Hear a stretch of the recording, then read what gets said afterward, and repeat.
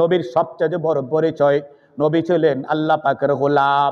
নবী আল্লাহ পাকের গোলামি এমন ভাবে করেছে, আল্লাহর গোলামের উপরে, আল্লাহ দুস্তের ইবাদতের উপরে, গোলামের উপরে আল্লাহ এত খুশি হয়েছে, খুশি হইয়া আল্লাহ পাক রব্বুল আলামিন দোস্তকে বললেন, দোস্ত রে, আমি তোমার ইবাদতের উপরে, আমি যে দিন তোমার কাছে দিয়েছি, তোমার ইবাদতের দ্বারা, তোমার দায়িত্বের দ্বারা আমার দিন পরিপূর্ণতাই লাভ করেছে।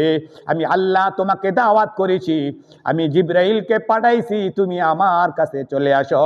আমি আল্লাহ তোমাকে আমার কাছে আইসা, আমার কাছে আনিয়া আমি তোমাকে দুনিয়ার সর্বোচ্চ মর্যাদা দান করব।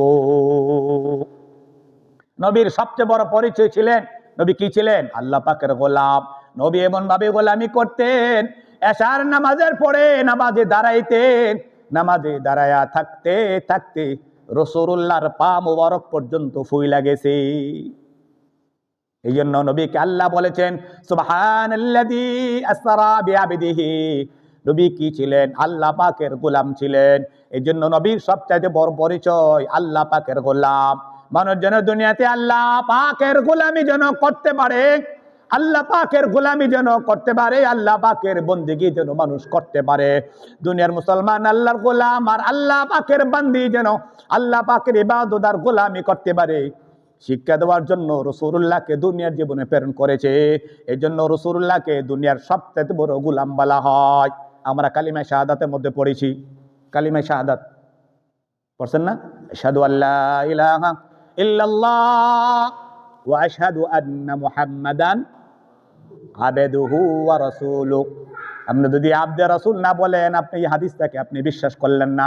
আশহাদু আল্লা ইলাহা ইল্লাল্লাহ ওয়া আশহাদু আন্না মুহাম্মাদান আবদুহু ওয়া রাসূলুহু। আমরা কালিমায়ে তাওহীদ আছে একটা, আর কালিমায়ে শাহাদাত দুইটা কিন্তু দুই জিনিস। কালিমায়ে শাহাদাত একটা, আর কালিমায়ে তাওহীদ হলো একটা। কালিমা তাওহীদ হলো লা ইলাহা ইল্লাল্লাহু ওয়াহদাহু লা শারীকা লাহু লাহুল মুলকু ওয়া লাহুল হামদু ইউহয়ি ওয়া ইউমীতু বিয়াদিহিল খায়র ওয়া হুয়া আলা কুল্লি শাইইন কাদির। আর কালিমায়ে শাহাদাত আশহাদু আল্লা ইলাহা ইল্লাল্লাহ ওয়া আশহাদু আন্না মুহাম্মাদান আবদুহু ওয়া রাসূলুহু। রাসূলকে আবদে রাসূল বলা হয়। রাসূলের সবচেয়ে বড় উপাধি রাসূল আল্লাহ পাকের আবদে রাসূল। রাসূলকে গোলাম বানিয়ে প্রেরণ করা হয়েছে আমাকে আপনাকে গোলাম ইবাদত শিক্ষা দেওয়ার জন্য। রাসূল দুনিয়ার জীবনে কি করেছে? সংসার করেছে, বিয়া শাদী, লেনদেন, ব্যবসা বাণিজ্য, চাকরি নকি, যা কিছু করেছে সব আল্লাহ পাকের গোলামি মনে করেই করেছে। এই জন্য আমাকে আপনাকে দুনিয়ার জীবনে, আমার জীবনে যত কাজ আছে সমস্ত কাজগুলি, সমস্ত কাজের মধ্যে যেন আমি আল্লাহ পাকের গোলামি প্রকাশ পাই।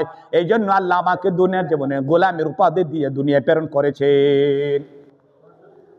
সুবহানাল্লাযী আসরা বিআবদিহি লাইলাম মিনাল মাসজিদিল হারাম ইলাল মাসজিদিল আকসা ইলাল মাসজিদিল আকসা আল্লাযী বারাকনা হাওলাহু লিনুরিয়াহু মিন আয়াতিনা ইন্নাহু হুয়াস সামিউল বাসীর।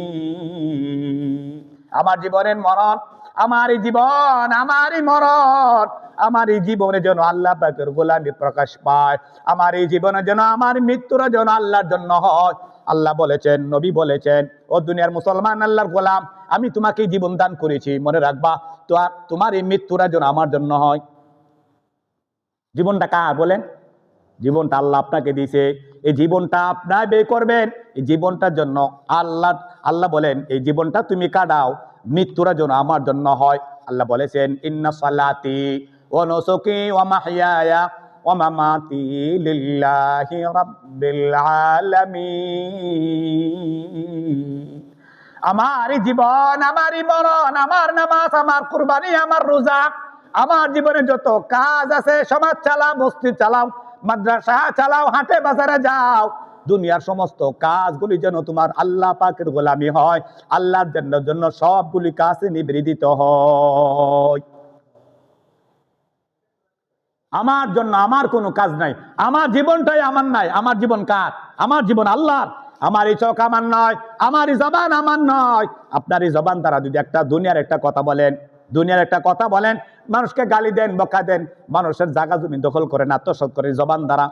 আল্লাহ বলেছেন মা ইয়ালফিযু মিন কাওলিন ইল্লা লাদাইহি রাকীবুন আতীদ। আমি আল্লাহ তোমার পিছনে সংরক্ষিত ফেরেশতা আমি নিয়োজিত করে রেখেছি। এই জবানটা দ্বারা তুমি ভালো কথা বললা নাকি খারাপ কথা কইছো, কার বিরুদ্ধে তুমি ষড়যন্ত্র করেছো, কার উপরে তুমি মিথ্যা অপবাদ দিয়েছো, নাকি গীবত করেছো, নাকি শিকায়াত করেছো, এটা লেখার জন্য আমি আল্লাহ তোমার পিছনে সংরক্ষিত ফেরেশতা নিয়োজিত করে রেখেছি।